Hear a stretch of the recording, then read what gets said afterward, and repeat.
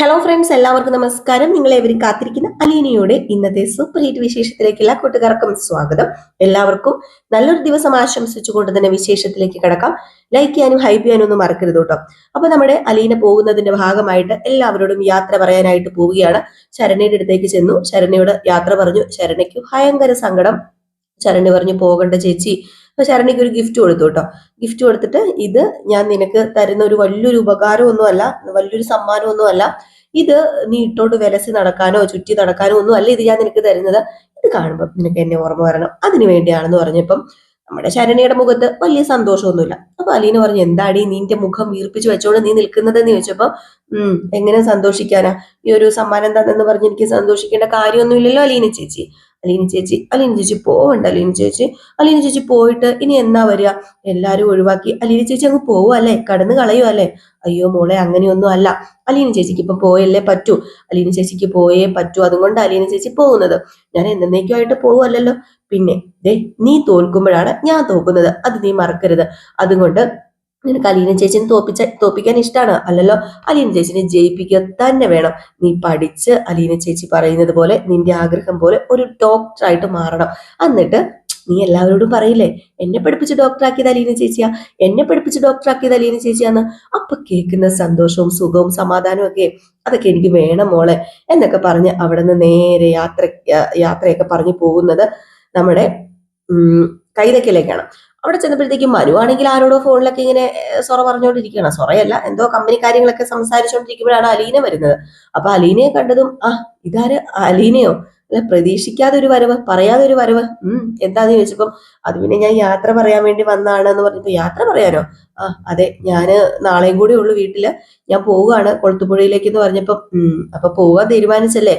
അല്ല, ആരോടാണ് നീ യാത്ര പറയാൻ വേണ്ടി ഇങ്ങോട്ടേക്ക് വന്നത്? ഇങ്ങോട്ടേക്ക് ഞാൻ യാത്ര പറയാൻ വന്നത്, അത് നീ ഇത്ര ധൈര്യത്തോടു കൂടി യാത്ര പറയാൻ വന്നത് എന്തിനാണെന്ന് ഞാൻ ചോദിച്ചത്. അതിനെന്തിനാ ഞാൻ ആരെയും പേടിക്കുന്നത്? മനുവേട്ട, എനിക്കിവിടെ ആരെയും പേടിക്കേണ്ടത്? എനിക്കിവിടെ ആരും പേടിക്കേണ്ട കാര്യമൊന്നുമില്ല. മാത്രമല്ല, മനുവേട്ടൻ ഇവിടെ ഉണ്ടെന്ന് എനിക്ക് അറിയായിരുന്നു. ഓ, അപ്പൊ എന്റെ ധൈര്യത്തിന്റെ പുറത്താണോ നീ ഇങ്ങോട്ടേക്ക് വന്നത്? അങ്ങനെ ചോദിച്ചു കഴിഞ്ഞാല്, ചെറുതായിട്ട് മനുവേട്ടന്റെ ധൈര്യത്തിന്റെ പുറത്ത് തന്നെ ഞാൻ ഇങ്ങോട്ട് വന്നതെന്ന് വേണമെങ്കിൽ മൊത്തത്തിലൊന്ന് പറയാം. എന്നിട്ട് നീ എന്നോട് യാത്ര പറയുന്നില്ലേ? അത് പിന്നെ മനുവേട്ടനോട് യാത്ര, മതി മതി നിർത്ത്. അല്ല, നീ ഇപ്പം ആരോടെ യാത്ര പറയാൻ പോകുന്നത്? അത് പിന്നെ എനിക്ക് ആദ്യം വേറെ ആരോടും അല്ല യാത്ര പറയേണ്ടത്, മേഡത്തിനോട് യാത്ര പറയണമെന്ന് പറഞ്ഞപ്പോ, ഓ, അങ്ങോട്ടേക്ക് ചെന്ന നിന്നെ യാത്ര അയക്കും, നിന്നെ എന്താ പൂച്ചെണ്ട് തന്ന് സ്വീകരിക്കും എന്നൊക്കെയാണോ നിനക്ക്? അങ്ങനെ ഒരു വിചാരമുണ്ടോ? എനിക്ക് പൂച്ചെണ്ടും തരത്തില്ല, എന്നെ മാലയിട്ട് യാത്ര അയക്കത്തുമില്ലെന്ന് നന്നായിട്ട് അറിയാം. പക്ഷെ എനിക്ക് മേഡത്തിനോട് സംസാരിച്ചേ പറ്റൂന്ന്. അപ്പൊ അങ്ങനെ അകത്തേക്ക് കയറി പോവാണേ. നമ്മുടെ മേഡത്തിനോട് സംസാരിക്കാൻ വേണ്ടി ആരാ കൊണ്ടുപോകുന്നത്? മനു ആണോട്ടോ കൊണ്ടുപോകുന്നത്. മനുവിനാണ് ഭയങ്കര സങ്കടം അലീന പോകുന്നതിന്റെ എല്ലാം എഫക്ട് ചെയ്യുന്നുണ്ട് നമ്മുടെ മനുവിന്റെ മുഖത്ത് അത് വരച്ചെഴുതി കുറിച്ചു വെച്ചിട്ടുണ്ട്. അപ്പൊ ഇതിനിടയിൽ വേറൊരു സീൻ എന്ന് പറഞ്ഞു കഴിഞ്ഞിട്ടുണ്ടെങ്കിൽ, നമ്മുടെ ബബിതയും അതുപോലെ തന്നെ ബാലചന്ദ്രനും തമ്മിലുള്ളൊരു സംസാരമാണ്.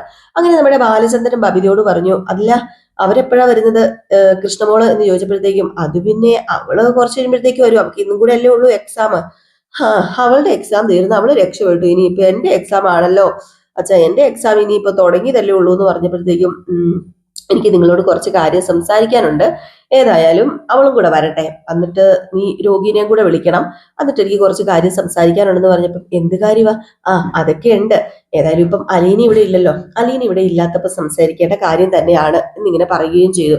എന്നാ പിന്നെ അച്ഛനൊരു ലെമൺ ടീ എടുത്തോണ്ട് വരട്ടെ എന്ന് ചോദിച്ചിട്ട് നമ്മുടെ കൃഷ്ണമോള് പോയി കേട്ടോ. കൃഷ്ണമോളല്ല, സോറി, ബബിത പോയി ലെമൺ ടീ ഒക്കെ എടുത്തോണ്ട് വന്നു.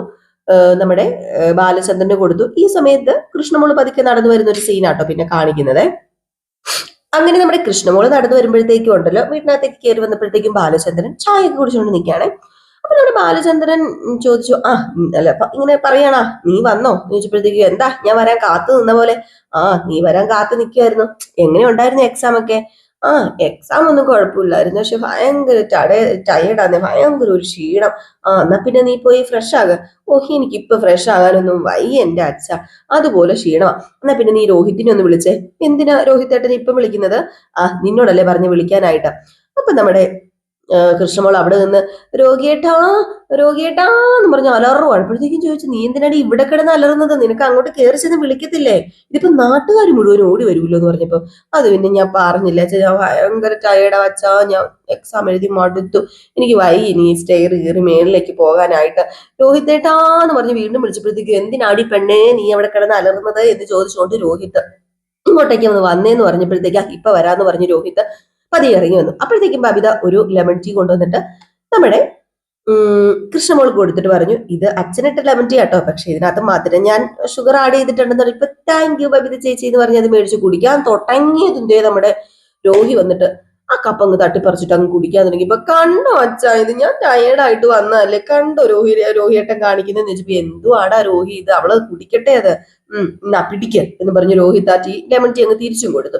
ഏതായാലും നമ്മുടെ ബബിത ചോദിച്ചു, അല്ല അച്ഛൻ എന്തിനാ ഇപ്പം വരാൻ പറഞ്ഞത്, അച്ഛൻ എന്തിനാ എല്ലാരോടും സംസാരിക്കാനുണ്ടെന്ന് പറഞ്ഞത് എന്ന് പറഞ്ഞപ്പോഴത്തേക്കും, നിങ്ങൾ അവിടെ ഇരിക്കുക, ഞാൻ കാര്യം പറയാം, ഞാൻ ഇപ്പൊ പറയാൻ പോകുന്ന കാര്യം വേറൊന്നുമല്ല, അലീനയുടെ കാര്യം എന്ന് പറഞ്ഞപ്പം, എന്ത് കാര്യം അലീന ചേച്ചിയുടെ പറയാനുള്ളത്?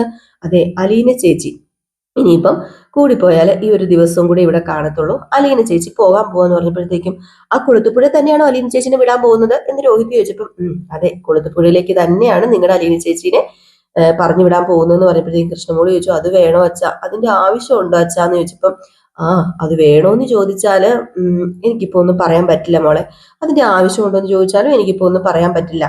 അവളുടെ ഇഷ്ടമാണ് ഇവിടുന്ന് പോകണമെന്ന്, അതിനൊരിക്കലും ഒരു തടസ്സമായിട്ട് നമ്മൾ നിൽക്കാൻ പാടില്ല. അവൾക്ക് പോകാനാ താല്പര്യമെങ്കിൽ അവൾ പോകട്ടെ, അവൾക്ക് അതാ ഇഷ്ടമെങ്കിൽ അവൾ പോകുന്നതല്ലേ മോളെ നല്ലത്. അവള് പോയി അവളുടെ കാര്യങ്ങളൊക്കെ ചെയ്ത് അവള് ജീവിക്കട്ടെ. എത്ര നാളത്ത് നമുക്ക് ഇവിടെ അവിടെ പിടിച്ചു വെക്കാനായിട്ട് പറ്റും? നിങ്ങൾക്ക് ഇങ്ങനെ ചോദിച്ചു കഴിഞ്ഞപ്പോഴത്തേക്കും ബബിതയും പറഞ്ഞു, അല്ല അലീന ചേച്ചി പോയി കഴിഞ്ഞാൽ എങ്ങനെയാ, അമ്മ ഇങ്ങോട്ട് തിരിച്ചു വരുമോ? ആ കാര്യമൊന്നും എന്നോട് ബബിതയോ ആരും ചോദിക്കണ്ട, ആ കാര്യത്തെക്കുറിച്ചൊന്നും ഞാൻ ഒരു തീരുമാനവും എടുത്തിട്ടുമില്ല, എനിക്ക് അതിനെക്കുറിച്ച് സംസാരിക്കാനും താല്പര്യമില്ല. ഞാൻ പറഞ്ഞത്, അലീന ഇവിടുന്ന് പോകുമ്പം സന്തോഷവതിയായിട്ട് വേണം അവൾ ഇവിടുന്ന് പോകാനായിട്ട്. നമ്മൾ ആരും കണ്ണ് നിറച്ച്, അല്ലെങ്കിൽ നമ്മുടെ കണ്ണ് നിറഞ്ഞ് അവൾ കാണരുത്. നമ്മൾ സന്തോഷമായിട്ടിരിക്കുന്നത് കണ്ടിട്ടേ അവൾ ഇവിടുന്ന് പോകാൻ പാടുള്ളൂ. അങ്ങനെ അവളെ യാത്ര അയക്കുമ്പോൾ എല്ലാവരും ശ്രദ്ധിക്കണം, കരയാനോ അങ്ങനെ സങ്കടമായിട്ട് നിൽക്കാനോ ഒന്നും പാടില്ലെന്ന് പറഞ്ഞപ്പോ, അച്ഛ എന്താ അച്ഛ ഈ പറയുന്നത്, ഞങ്ങള് മനുഷ്യ കുഞ്ഞുങ്ങളല്ലേ, അലീന ചേച്ചിനെ ഞങ്ങൾ എത്രമാത്രം സ്നേഹിക്കുന്നുണ്ടെന്ന് അറിയാമോ? അലീന ചേച്ചി പോകുമ്പോ ഞങ്ങൾക്ക് സങ്കടം വരില്ലേന്ന് ചോദിച്ചപ്പോഴത്തേക്ക്, അതൊക്കെ ശരിയൊക്കെയാണ്, നിനക്ക് സങ്കടമൊക്കെ വരുമായിരിക്കും, പക്ഷെ അതെല്ലാം മനസ്സിൽ മതി, പുറത്തൊന്നും വേണ്ട, എല്ലാം മനസ്സിൽ അടക്കി ഒതുക്കി വെച്ചിട്ട് വേണം അലീനയെ യാത്ര അയക്കാനായിട്ട്. ഞാൻ പറഞ്ഞല്ലോ, അവൾ ഇവിടുന്ന് പോകുമ്പോൾ നമ്മുടെ സന്തോഷമായിട്ടുള്ള മുഖം കണ്ടിട്ട് വേണം പോകാനെന്ന്. അല്ലോ നടക്കുന്ന കേസാണെന്ന് ദൈവം തമ്പുരാനെ അറിയത്തുള്ളൂ. അലീന ഇവിടുന്ന് പോകുമ്പോൾ മിക്കവാറും ഇവിടുന്ന് കൃഷ്ണമോളും ബബിതയും രോഹിത്തും കൂടെ അയ്യോ ചേച്ചി പോവല്ലേ, അയ്യോ ചേച്ചി പോവല്ലേ എന്ന് പറഞ്ഞ് തുടങ്ങുമായിരിക്കും കേട്ടോ. ഏതായാലും ഈ സീൻ കഴിഞ്ഞ് പിന്നെ കാണിക്കുന്ന സീന്, ദേ നമ്മുടെ അലീന വൈജയനെ കാണാനേ മുറിയിലേക്ക് പോയായിരുന്നല്ലോ മനുവിന്റെ കൂടെ, ആ ഒരു സീനാണ്. അങ്ങനെ മുറിയിലേക്ക് ചെന്നു മനു പറഞ്ഞു, അതെ ആന്റീനെ കാണാൻ ഒരാൾ വന്നിട്ടുണ്ട് എന്ന് പറഞ്ഞപ്പോഴത്തേക്ക്, ആര്? അത് അലീനയാണെന്ന് പറഞ്ഞപ്പോ, അവളെന്തിനാ എന്നെ കാണാൻ വന്നത്? അത് ആന്റിയോട് എന്തോ സംസാരിക്കാനുണ്ടെന്ന് പറഞ്ഞു. എനിക്കാരോടും ഒന്നും സംസാരിക്കാനില്ല, അതും ആ മൂദേവിയോട് സംസാരിക്കാനേ എന്റെ പട്ടി സംസാരിക്കുന്നത്. അപ്പോഴത്തേക്കും, പട്ടിയോ പൂച്ചയോ ആരും എന്ത് വേണമെങ്കിലും ആയിക്കോ, ഏതായാലും ഞാൻ ഇവിടെ നിൽക്കുന്നില്ല, നിങ്ങളായി നിങ്ങളുടെ പാടായി സംസാരിക്കുവോ സംസാരിക്കാതിരിക്കുവോ നിൽക്കുവോ കിടക്കോ എന്താണെന്ന് വെച്ചാൽ ചെയ്തോന്ന് പറഞ്ഞിട്ട് നമ്മുടെ മനു അങ്ങോട്ടേക്ക് പോയി വാതിലങ്ങ് ചാരുകയും ചെയ്തു. അപ്പോഴത്തേക്ക് നമ്മുടെ അലീന പറഞ്ഞു, മേഡത്തിന് എന്നോട് ദേഷ്യം ഉണ്ടെന്ന് എനിക്ക് അറിയാന്ന് പറഞ്ഞപ്പോഴത്തേക്കും, നിന്നോട് ദേഷ്യം അല്ലടി, നിന്നെ പെട്രോൾ ഒഴിച്ച് കത്തിക്കാനുള്ള ദേഷ്യമടി എനിക്കുള്ളത്, വെറും ദേഷ്യം അല്ലടി എന്ന് പറഞ്ഞപ്പം, മേഡം എന്നോട് ദേഷ്യപ്പെടുന്നതിന് കാരണമുണ്ട്, എനിക്കറിയാം. അതെടി കാരണമുണ്ടടി, എന്റെ കുടുംബം വന്ന് കുട്ടിച്ചോറാക്കിയില്ലേ നീ ആ വീട്ടിൽ കാലെടുത്ത് വെക്കുന്നതിന് മുമ്പ് ആ കുടുംബം എത്ര സന്തോഷത്തോടു കൂടി പോയതാണെന്ന് നിനക്ക് അറിയാമോടി. ഞാൻ എന്റെ ഭർത്താവും എന്റെ മക്കളുമായിട്ട് സന്തോഷത്തോടു കൂടി പോയിരുന്ന കുടുംബമാടി കുട്ടിച്ചോറാക്കിയത് നീ വന്നിട്ടെന്ന് പറഞ്ഞപ്പം, ഞാൻ വന്നിട്ട് കുടുംബം കുട്ടിച്ചോറാക്കി, ഞാൻ സമ്മതിച്ചു മേഡം പറയുന്ന എല്ലാം ഞാൻ സമ്മതിച്ചു. പക്ഷെ മേഡം എന്നോട് പൊറുക്കണം, ഞാൻ എന്തെങ്കിലും തെറ്റ് അറിഞ്ഞോ അറിയാതെയോ മേഡത്തിനോട് ചെയ്തിട്ടുണ്ടെങ്കിൽ മേഡം എന്നോട് പൊറുക്കണം. ഞാൻ ഈ ഒരു ദിവസം കൂടെ ഇനി ഇവിടെ ഉള്ളൂ, മേഡത്തിന്റെ ഇഷ്ടപ്രകാരമേ ഞാൻ പോവുക. എനിക്ക് മനസ്സിലായി ഞാൻ ഇവിടുന്ന് വന്ന് തെറ്റാണെന്നും ഞാൻ ഇവിടെ നിന്നാൽ അത് തെറ്റാണെന്നും തെറ്റ് ചെയ്യാൻ പാടില്ലെന്നൊക്കെ എനിക്ക് മനസ്സിലായി, അതുകൊണ്ടാണ് ഞാൻ പോകുന്നതെന്ന് പറഞ്ഞപ്പോ, അവള് കൂടുതൽ തെറ്റിദ്ധാരണ തിരുത്താൻ വന്നിരിക്കുന്നു. തെറ്റിദ്ധാരണ തിരുത്താനല്ല മേഡം, ഞാൻ ചെയ്ത തെറ്റ് അതെനിക്ക് ബോധ്യമായി, അതുകൊണ്ട് ഞാൻ ഇവിടുന്ന് പോകുന്നത്. ഞാൻ തെറ്റുകാരിയാ, അതങ്ങ് സമ്മതിച്ചു തന്നാ പോരെ? എന്റെ മുമ്പിൽ നീ തെറ്റുകാരിയാണെന്നും പറഞ്ഞ് സമ്മതിച്ചൊന്നും തരണ്ടടി. എന്നെ കൊണ്ടൊന്നും പറയിപ്പിക്കരുത്, പോകുന്നുണ്ടേ പൊക്കോണം, അല്ലാതെ എന്റെ കൺമുമ്പിൽ വന്നാലുണ്ടല്ലോ ഞാൻ ഈ ലോകത്തിൽ ഏറ്റവും കൂടുതൽ വെറുക്കുന്ന നീയാടി. ഒരിടത്ത് പോയാലും നീ ഗതി പിടിക്കത്തില്ലടി. നീ നിൽക്കുന്ന സ്ഥലത്ത് പുല്ല് പോലും കിളിക്കത്തില്ല. നീ ഗതി പിടിക്കാൻ പോകുന്നില്ല. നീ നരകിച്ചല്ലാതെ വെള്ളം കിട്ടാതല്ലാതെ ഈ ലോകത്ത് നിന്ന് നീ പോകത്തില്ലടി. നീ വെള്ളം കിട്ടാതെ കിടന്ന് ചാകൂടി. നീ എന്നോട് ചെയ്ത ഇമാതിരി ദ്രോഹത്തിനൊക്കെ ഇപ്പൊ ഞാൻ ഇവിടെ ഇങ്ങനെ നിൽക്കുന്നില്ലേ, അത് നിന്റെ പ്രാർത്ഥന കൊണ്ടാണല്ലോ. നീ പറഞ്ഞല്ലോ എനിക്ക് വേണ്ടി നീ പ്രാർത്ഥിക്കുന്ന പ്രാർത്ഥന കൊണ്ടാടി ഞാൻ ഇവിടെ ചട്ടുകാലിയായിട്ട് ഇവിടെ നിൽക്കുന്നത്. നീ വന്നില്ലായിരുന്നെങ്കിൽ ഇങ്ങനെ ഒരു ആക്സിഡന്റും എനിക്ക് സംഭവിക്കത്തില്ലായിരുന്നു. ഞാനിപ്പോ എന്റെ മക്കളെ നോക്കി സമാധാനത്തിന് ആ വീട്ടിൽ ജീവിച്ചേനെ. പക്ഷെ നീ ആ വീട്ടിൽ വന്ന് കാലുകുത്തിയതും എന്റെ കഷ്ടകാലം തുടങ്ങിയത് കൊണ്ട് നീ ഗതി പിടിക്കത്തില്ലടി, നീ ഗുണം പിടിക്കത്തില്ലടി എന്നും പറഞ്ഞ് ഇടുത്തി വീഴുന്ന പോലത്തെ കുറെ പ്രാക്കങ്ങോട്ട് നമ്മുടെ അലീന. ആയിക്കോട്ടെ മേഡം, മേഡത്തിന്റെ ഈ പ്രാക്കൊന്നും എനിക്ക് ഫലിക്കില്ലെന്ന് നന്നായിട്ട് അറിയാം. കാരണം ഞാൻ തെറ്റ് ചെയ്തിട്ടില്ല എന്നുള്ളൊരു ബോധ്യം, അത് എന്റെ മനസ്സിലുമൊക്കെ കിടക്കുന്നുള്ള കാലം അത്രയും ഒരിക്കലും എനിക്ക് ഈ ഒരു പ്രാക്ക് ഫലിക്കത്തില്ലെന്ന് പറഞ്ഞപ്പോഴത്തേക്കും ഫലിക്കത്തില്ലടി, കാണാടി നമുക്ക്. നീ ജീവിച്ചിരിപ്പുണ്ടെന്ന് ഞാൻ അറിഞ്ഞു കഴിഞ്ഞാൽ നീ എവിടെയാണെന്ന് ഞാൻ അന്വേഷിക്കൂടി. നിന്റെ ഓരോ നരക യാതനകളും ഞാൻ അന്വേഷിച്ച് കണ്ടുപിടിക്കുക. നീ അനുഭവിക്കുന്ന ഓരോ വേദനകളും ഞാനത് സന്തോഷമാക്കി മാറ്റൂടി എന്ന് പറഞ്ഞപ്പോഴത്തേക്കും മേഡത്തിനോട് ഒരു കാര്യം കൂടെ എനിക്ക് പറയാനുണ്ട്. മേഡം എന്നെ പ്രാകുന്നുണ്ടല്ലോ, എന്നെ ഒരുപാട് പ്രാകുന്നുണ്ടല്ലോ. 10-22 വർഷം മുമ്പ് മേഡം നടന്ന വഴി എന്താണെന്നും മേഡം അവിടെ എങ്ങനെയാ ജീവിച്ചതെന്നും മേഡം 10-22 വർഷം മുമ്പ് ആരുടെ കൂടെയാണ് ആഗ്രയിൽ ജീവിച്ച് ആർമാദിച്ചത് എന്നും ഒന്ന് ചിന്തിച്ചാൽ മേഡത്തിന് കൊള്ളാന്ന് പറഞ്ഞപ്പോഴത്തേക്കും നമ്മുടെ വൈജയുടെ മുഖം അഹങ്കാരം പിടിച്ച് പൊള്ളത്തരവുമായിട്ട് പൊങ്ങി ഇങ്ങനെ വന്ന ആ മുഖം കണ്ണും കൂടെ എന്താണെന്നറിയില്ല, എന്തോ ഒരു വല്ലാത്ത ഒരു ക്ലാസിക്കൽ ഡാൻസ് കളിക്കുന്ന പോലെ കണ്ണൊക്കെ അങ്ങോട്ടും ഇങ്ങോട്ടും പോകുന്നതൊക്കെ. ഏതായാലും നമ്മുടെ വൈജ വല്ലാണ്ടായിപ്പോയി. വൈജയ്ക്ക് എങ്ങനെ അലീനയ്ക്ക് ഇത് പിടികിട്ടിയെന്ന് മനസ്സിലായുമില്ല. മാത്രമല്ല നമ്മുടെ അലീന 2 നല്ല വർത്താനം പറയുന്നുണ്ട്. ഇതൊക്കെ മേഡം മനസ്സിൽ വെച്ചോണം. മേഡത്തിന്റെ നല്ല നടപ്പും 22 വർഷം മുമ്പ് മേഡം ചെയ്തതൊക്കെ മനസ്സിൽ വെച്ചിട്ട് വേണം തിരിച്ചങ്ങ് നെടുമ്പുരയ്ക്കൽ വീട്ടിൽ ചെന്ന് എല്ലാവരോടും പെരുമാറാന്. പിന്നെ അങ്ങനെ എന്തെങ്കിലും അഹങ്കാരവും അഹംഭാവവുമായിട്ട് ചെന്നാല് ഈ തല തല്ലി തെറിപ്പിച്ച് കളയുള്ളൂ അച്ഛൻ. അതുകൊണ്ട് ദയവ് ചെയ്ത് ഞാൻ പറയാ, അവിടെ ചെന്ന് ആർക്കും ഒരു ദോഷവും ഉണ്ടാക്കാതെ, അച്ഛന് ദേഷ്യം പിടിപ്പിക്കാതെ, മക്കളെ സ്നേഹിച്ച് മക്കൾ പറയുന്നത് കേട്ട് ജീവിക്കാൻ നോക്കണമെന്ന്. വല്ലാത്ത ഒരു നിപ്പാണ് കേട്ടോ. ഒരക്ഷരം പറയുന്നില്ല, മിണ്ടുന്നില്ല, ഉരിയാടുന്നില്ല. വല്ലാത്തൊരു നിപ്പായി പോയി. ഇത്രയും പറഞ്ഞിട്ട് നമ്മുടെ അലീന അവിടെ നിന്ന് ഇറങ്ങുകയും ചെയ്യുന്നുണ്ട്. ഏതായാലും ഇറങ്ങുന്നതിന് മുമ്പ് തന്നെ അലീന മുത്തശ്ശീനെയൊക്കെ കാണുന്നുണ്ട് കേട്ടോ. നമ്മുടെ വൈജ കിളി പോയി പിരിവെട്ടി നിപ്പുണ്ട്.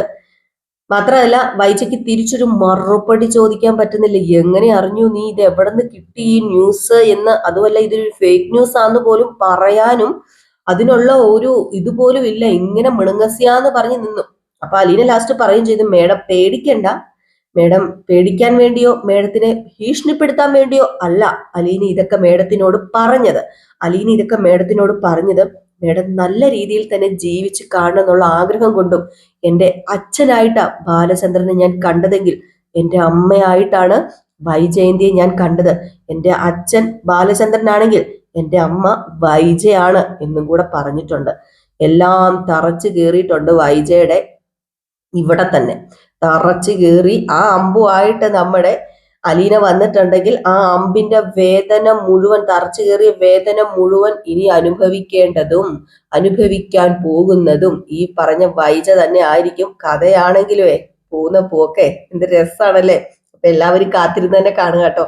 ഇപ്പോൾ ഈ എപ്പിസോഡുകളാണ്, മിസ് ചെയ്ത് കളയരുത്. ഇനി അങ്ങോട്ടേക്ക് നമ്മുടെ അലീന കൊളുത്തുപുഴയിൽ പോയി കഴിഞ്ഞുണ്ടാകാൻ പോകുന്ന സംഭവ വികാസങ്ങൾ എന്താണെന്ന് അറിയാൻ വേണ്ടി വെയിറ്റ് ചെയ്തിരിക്കുക. റിയൽ സ്റ്റോറി ന്യൂവിനകത്ത് അത് നമ്മൾ പോസ്റ്റ് ചെയ്തിട്ടുണ്ട്.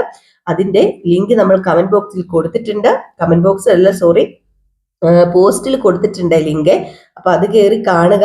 നിങ്ങൾക്ക് ഇഷ്ടപ്പെട്ടെങ്കിൽ സപ്പോർട്ട് ചെയ്യുക, ലൈക്ക് ചെയ്യുക. ഫേസ്ബുക്ക് പേജിലാണ് കാണുന്നതെങ്കിൽ ഫോളോ ചെയ്യുക. നെക്സ്റ്റ് വീഡിയോ ആയിട്ട് വരാം. കാണുന്നവരെ എല്ലാവർക്കും ടാറ്റാ, ബൈ ബൈ.